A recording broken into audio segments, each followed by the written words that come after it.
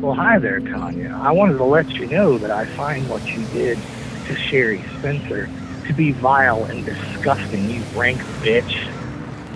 Fuck off, Jill. You filthy piece of trash. You are threatening an old lady. This is Trump's America now.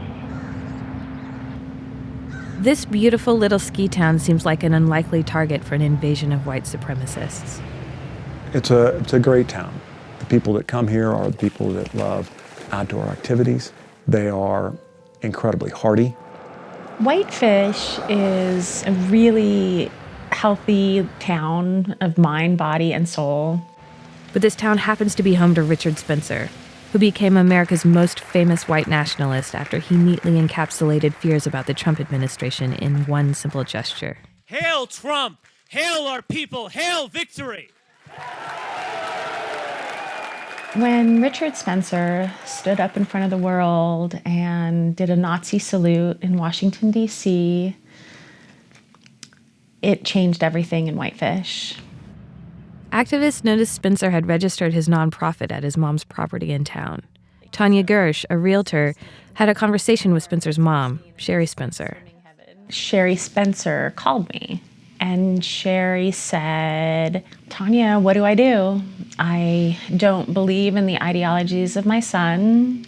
And I said, Sherry, if this were my son, I would sell the building and I would donate some money to a human rights cause. And she said, you're right, Tanya, that's what I should do. Will you help me? Later, Sherry said Tanya pressured her to sell against her will. She posted an email from Tanya in which she asked Sherry to make a public statement against her son and donate proceeds to a charity she'd worked with. That was catnip for Andrew Anglin, who runs a neo-Nazi site, because Tanya is Jewish. Do you know no one has ever even told me a Jewish joke in all my life? Yeah. Do you know I had no idea I was a minority? The final conclusions that I came to were that it's necessary to have an extreme version of conservatism. This is the only way we're going to save Western civilization and the human race, the white race in particular. He posted Tanya's address and phone number, her husband's contact info, and her son's social media accounts, and urged his fans to troll them, which they did. Anglin threatened to hold a skinhead parade in downtown Whitefish, though he couldn't make it happen. Now the Southern Poverty Law Center is suing Anglin on Tanya's behalf.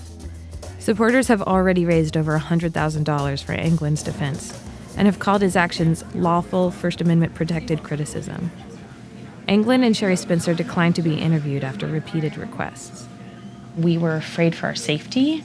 The Nazis made me feel like this was all my fault, and I was the dirtiest of the dirtiest, ugliest, disgusting human being you could ever imagine, you know? What he was trying to do was to make her life miserable. He didn't like her because she was Jewish, and so we have filed a lawsuit against him. In just over 24 hours after their call, Tanya emailed Sherry a listing agreement, a proposed statement for Sherry to make denouncing the alt-right, and news that she might have already found a buyer. Tanya did speak out about this political issue, right? So does that open her up to Andrew Anglin's political speech, as vile as it might be? Nothing that anyone has ever claimed Tanya has done, much less what she's actually done, could possibly justify, the vitriol that's been launched against her.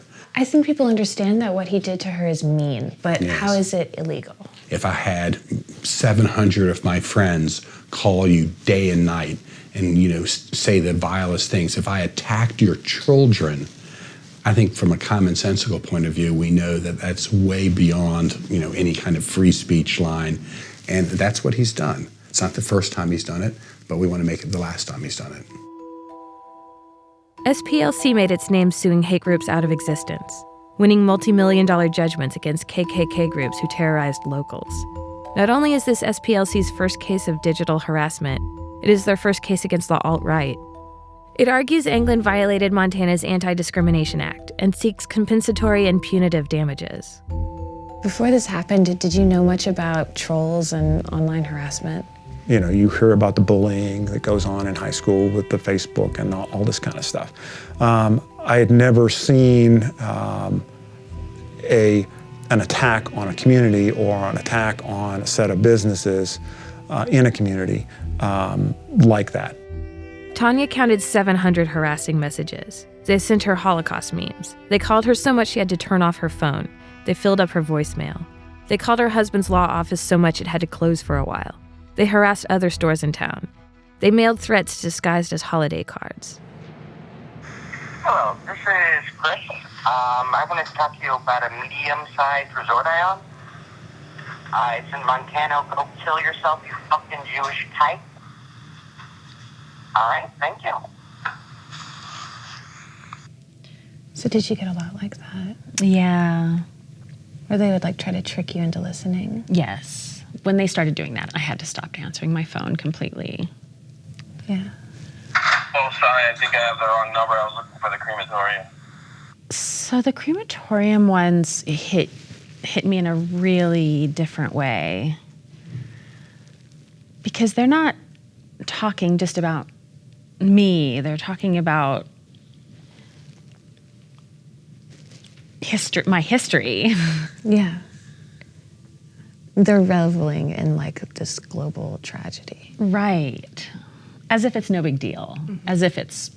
As if they can throw it around. It's one thing to hate somebody.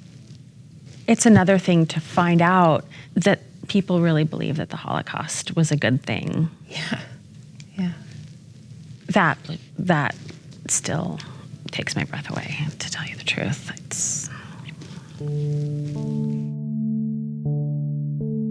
You know, in a prior generation, Andrew Anglin would have burned a cross on Tanya's lawn. In today's world, he's launched a digital storm. What we're trying to do is bring tried and true principles into the digital age. This is very new. Internet terrorism is very new. If I didn't say this is not okay and make a very, very strong stand against it and just pretend like it didn't happen to me because I was scared, how many other people is Andrew Anglin gonna do this to?